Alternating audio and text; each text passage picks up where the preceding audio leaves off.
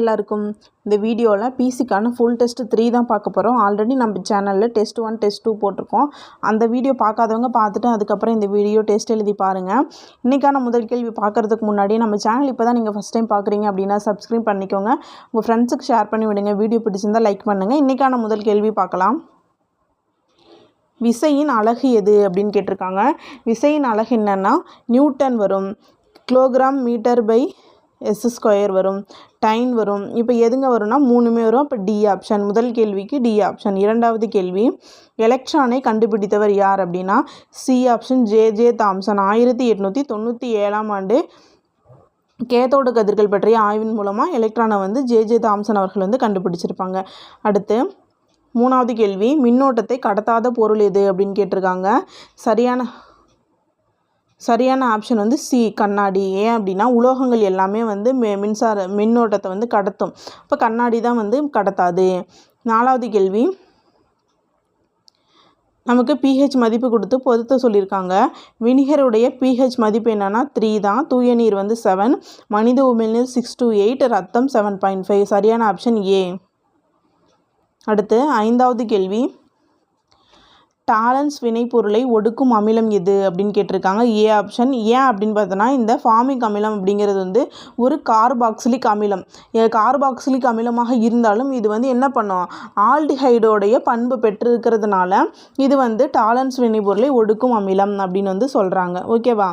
அடுத்து ஆறாவது கேள்வி, 18ஆம் தொகுதி தனிமங்கள் எது? 18ஆம் தொகுதி தனிமங்கள் எதுனா பி ஆப்ஷன் மந்த வாயுக்கள்.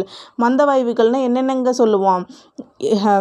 Helium, neon, argon, krypton, xenon, Radon. இது எல்லாமே மந்த வாயுக்கள் அப்படின்னு சொல்லுவோம். அடுத்து ஏழாவது கேள்வி, தாவரங்களின் வளர்ச்சிக்கு மிக முக்கியமான 3 தனிமங்கள் என்னென்னா A option NPK, nitrogen, phosphorus, potassium. இது எல்லாமே தாவரங்களின் வளர்ச்சிக்கு மிக முக்கியமான 3 தனிமங்கள் அப்படின்னு சொல்கிறாங்க. எட்டாவது கேள்வி, செயற்கை முறை வகைப்பாட்டினை முன்மொழிந்தவர் யார் அப்படின்னா B option Carolus Linnaeus.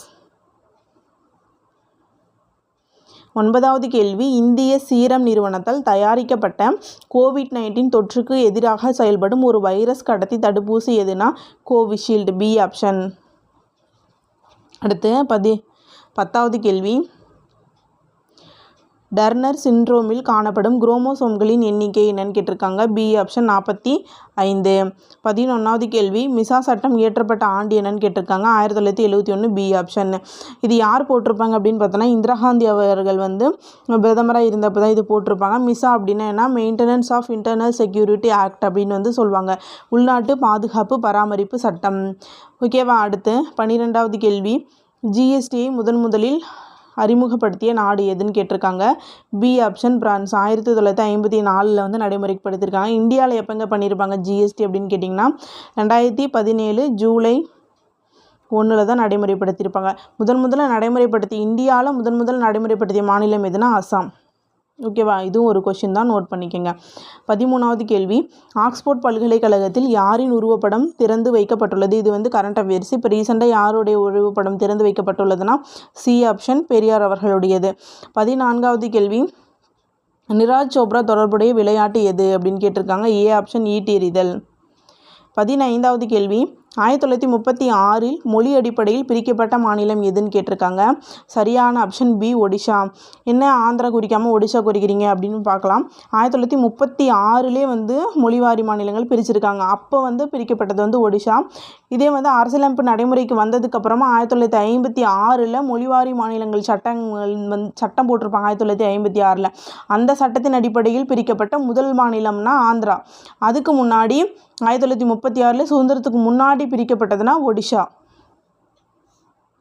Year note பண்ணிக்கோங்க. 16 தமிழ்நாட்டில் உள்ள ராம்சால் தலங்களின் எண்ணிக்கை. இப்போ கரண்ட் அஃபேர்ஸின் அடிப்படையில் 16வது கேள்விக்கு பி ஆப்ஷன் 20. 17 இந்தியாவில் தனிநபர் வருமானம் அதிகமுள்ள மாநிலம் கர்நாடகம். இந்தியாவில் வருமான வரியை அறிமுகப்படுத்தியவர் சர் ஜேம்ஸ் வில்சன் அப்படின்னு சொல்லியிருக்காங்க. சரியான ஆப்ஷன் என்னென்னா சி ஆப்ஷன் 1 மட்டும் தவறு. அடுத்து 18வது கேள்வி, சர்வதேச பெண் விவசாயிகள் ஆண்டு என்னன்னு கேட்டிருக்காங்க. B option 2026. அடுத்து 19வது கேள்வி, புத்த சரிதம் என்ற நூலை சமஸ்கிருத மொழியில் எழுதியவர் யார் அப்படின்னு கேட்டிருக்காங்க. சரியான ஆப்ஷன் 19க்கு சி ஆப்ஷன், அஸ்வகோஷர். 20, கிருஷ்ணதேவராயர் எந்த வம்சத்தை சார்ந்தவர் அப்படின்னு கேட்டிருக்காங்க. 20க்கு சி ஆப்ஷன், துளுவ வம்சம். இந்த வம்சங்கள் எப்படிங்க சரியான வரிசைப்படுத்துங்க அப்படின்னு சொல்லி கூட கேட்கலாம். ஃபஸ்ட்டு வந்து சங்கம வம்சம், அதுக்கப்புறம் சாளு வம்சம், துளு வம்சம், அதுக்கப்புறம் ஆரவிடு வம்சம். இந்த துளு வம்சத்தின் தலைச்சிறந்தவர் தான் கிருஷ்ணதேவராயர். 21, ஜப்தி முறையை அறிமுகப்படுத்தியவர் யார் அப்படின்னு கேட்டிருக்காங்க. சரியான ஆப்ஷன் சி, ராஜா தோடர்மல். இந்த ராஜா தோடர்மல் அப்படின்னா யாருன்னா முகலாய பேரரசர் அக்பருடைய நிதியமைச்சர் தான் இந்த ராஜா தோடர்மல். அடுத்து 22, துணைப்பட திட்டத்தை கொண்டு வந்தவர் யார் அப்படின்னு கேட்டிருக்காங்க. சரியான ஆப்ஷன் யாருன்னா வெல்லஸ்ஸி பிரபு. வாரிசிலப்பு கொள்கையை கொண்டு வந்தது யார் அப்படின்னு கேட்டிருக்காங்க. சரியான ஆப்ஷன் வந்து வாரிசிலப்பு கொள்கையை கொண்டு வந்தது வந்து யாருன்னா டல்ஹவுசி. ஜமீன்தாரி முறையை கொண்டு வந்தது யாருன்னா காரன்வாலிஸ். ரயத்வாரி முறையை கொண்டு வந்தது வந்து யாருன்னா தாமஸ் மன்ரோ. ரயத்வாரி முறை சென்னையில் தான் முதல்ல கொண்டு வந்திருப்பாங்க, தாமஸ் மன்ரோ. ஓகேவா, ஏ ஆப்ஷன். 22க்கு A option. அடுத்து 23, இல்துமிஸ் சிக்தா முறையை அறிமுகம் செய்தார். கூற்று 1. கூற்று 2, அலாவுதீன் கில்ஜி அங்காடி சீர்திருத்த முறையை அறிமுகம் செய்தார்னு கொடுத்துருக்காங்க. சரியான ஆப்ஷன் டி, ரெண்டுமே சரியானது தான். 24, தவறான கூற்றை தேர்ந்தெடுக்கன்னு சொல்லியிருக்காங்க. தவறானது எதுன்னு பார்த்தீங்கன்னா, ஹரப்பா மக்கள் தாய் தெய்வத்தை வழிபட்டனர் என்பது சரியானது. ஹரப்பா மக்கள் கார்னில் என்ற நீல நிற மணிக்கற்களை பயன்படுத்தின்னு சொல்லியிருக்காங்க. தப்பானது. சிவப்பு நிற மணிக்கற்களை தான் பயன்படுத்தியிருப்பாங்க. சி ஆப்ஷன், ஹரப்பா மக்கள் சக்கரத்தின் பயன்பட்ட அறிந்திரன் என்பது சரியானது. இந்திய தொல்லியல் துறை 1861 அலெக்சாண்டர் கன்னிங்ஹாமால் தொடங்கப்பட்டது என்பதும் சரியானது. அப்போ தவறானது எதுங்க? பி ஆப்ஷன் தான் தவறானது. 25க்கு பி ஆப்ஷன், 24க்கு பி ஆப்ஷன். 25, சுயராஜ் கட்சி தோற்றுவிக்கப்பட்ட ஆண்டு எப்பனா? B option 1923. யாருங்க தோற்றுவிச்சிருப்பா? சிஆர் தாஸ் மற்றும் மோதிலால் நேரு அவர்கள் 2 பேரும் இணைந்து சுயராஜ் கட்சி வந்து தோற்றுவிச்சிருப்பாங்க. அடுத்து 26வது கேள்வி. கூற்று 1, சேரர், பாண்டியர் மற்றும் 11 வேளிர் கூட்டுப்படையை வெண்ணி போர்க்களத்தில் செங்குட்டுவன் வென்றார் அப்படின்னு சொல்லியிருக்காங்க.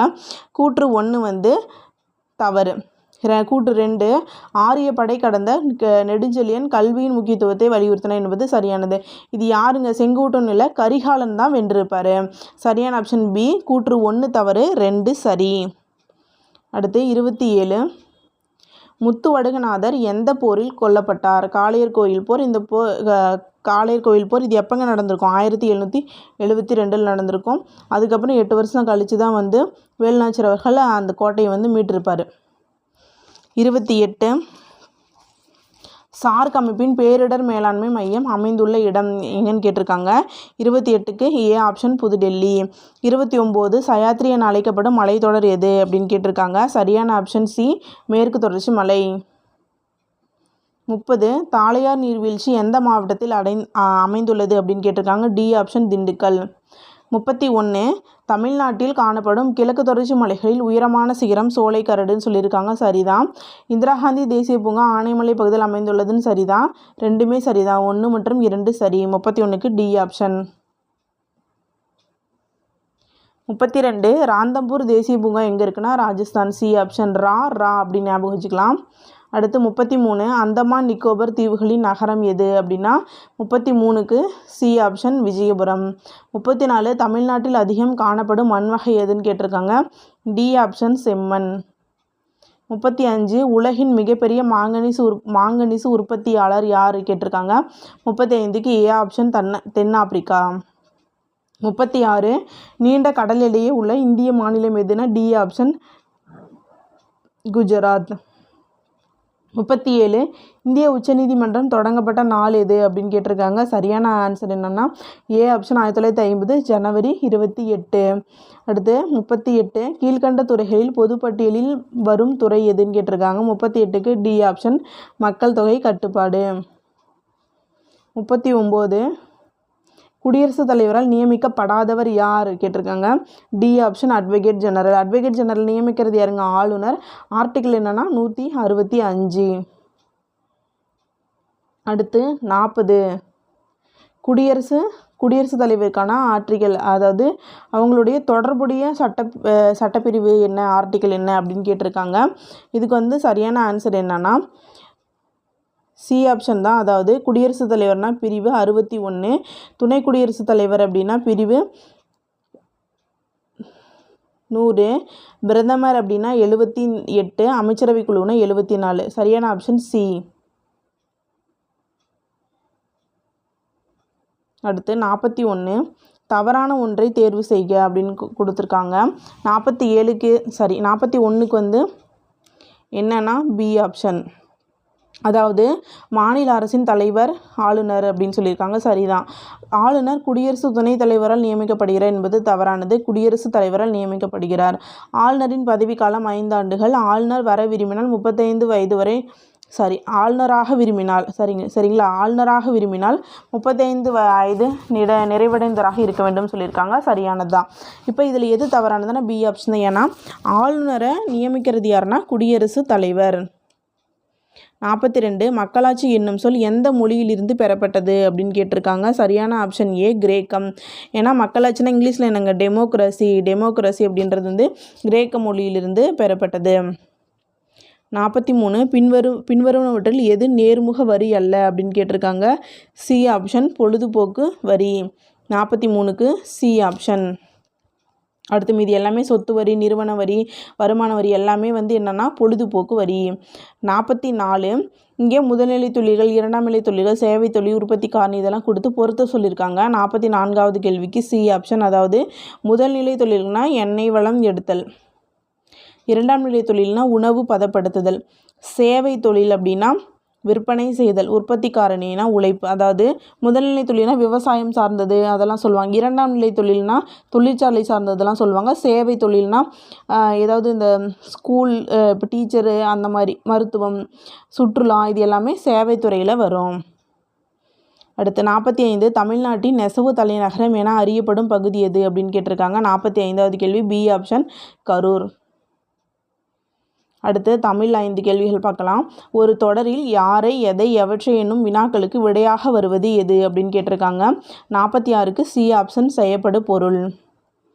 அடுத்து 47, வினையான் வினையாக்கி கோடல் நனைகவுள் யானையால் யானையா தற்று என்னும் குறளில் பயின்று வந்துள்ள அணி.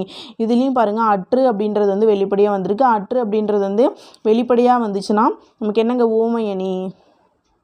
இதே மறைஞ்சு வந்துச்சுன்னா எடுத்துக்காட்டு ஓமை அணி அப்படின்னு சொல்லுவாங்க. போல, புறைய இந்த மாதிரி ஓம உருபுகள் மறைந்து வந்துச்சுன்னா எடுத்துக்காட்டு ஓமை அணி. வெளிப்படையாக வந்துச்சுன்னா ஓமை அணி. இங்கே வெளிப்படையாக அற்று அப்படின்றது வந்து வெளிப்படையாக வந்ததுனால ஓமை அணி. அடுத்து 48வது கேள்வி, அடிவகையில் தவறான இணையை தேர்ந்தெடுக்கன்னு சொல்லியிருக்காங்க. ஃபஸ்ட்டு பாருங்கள், சிந்தடி 3 சீர் என்பது சரியானது. அளவடின்றது 5 சீர் கொடுத்தாங்க, 4 சீர் தான் வரும். குரலடி அப்படின்றது வந்து 2 சீர் அப்படின்றது சரியானது. நெடிலடி அப்படின்றது 5 சீர் அப்படின்றதும் சரியானது. அளவடி அப்படின்னா 4 சீர்கள் வரும். அளவடிக்கு இன்னொரு பெயர் என்னென்னா நேரடி அப்படின்னு சொல்லுவாங்க. 4 சீர்களை கொண்டது. ஓகேவா.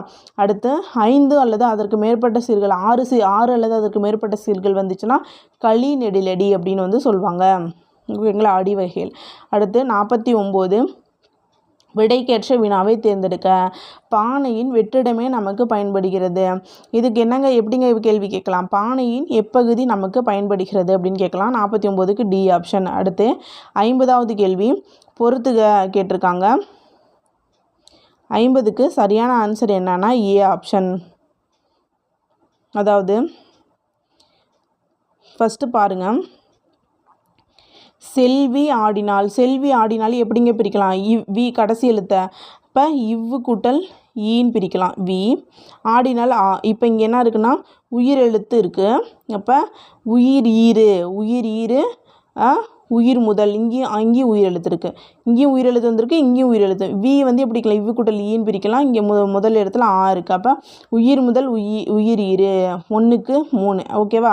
அடுத்து பாலை திணை. பாலை எப்படிங்க பிரிக்கலாம். லை வந்து எப்படி பிரிக்கலாம், இல்லு கூட்டல் ஐன்னு பிரிக்கலாம்.